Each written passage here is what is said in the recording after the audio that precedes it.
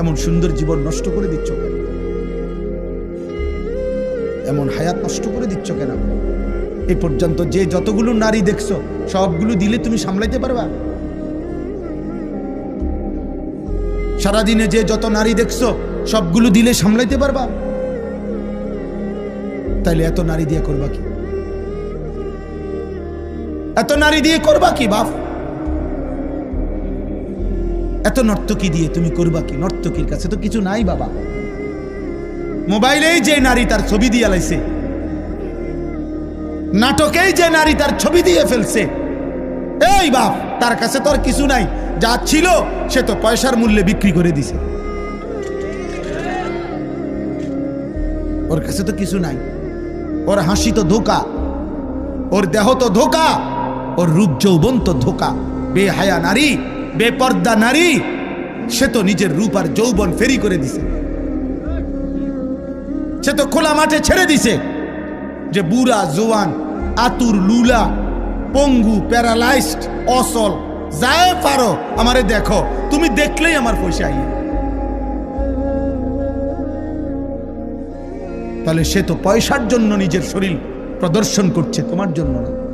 তোমার জন্য হলেও তো একা তোমারে দেখাইতো, আর একা তো দেখায় এই জন্য স্ত্রী, হালাল এবং পবিত্র স্ত্রী, সে শুধু তার স্বামীর জন্যই সাজে।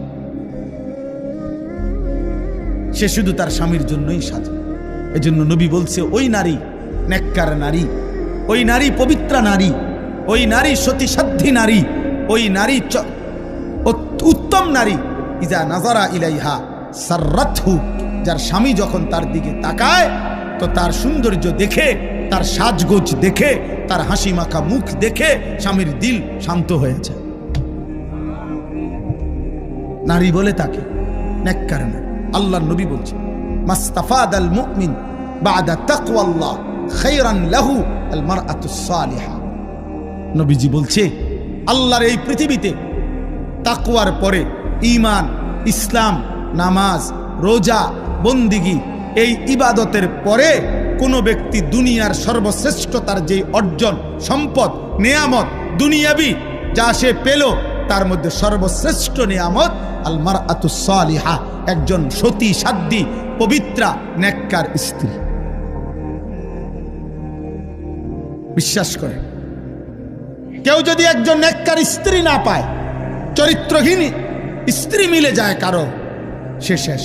আর কেউ যদি নেককার একজন বিবি পায়, গোটা পৃথিবীর সবচেয়ে বড় নিয়ামত সেই পায়। এই পৃথিবীর বাকি সম্পদ কুটিবার পাওয়ার চাইতেও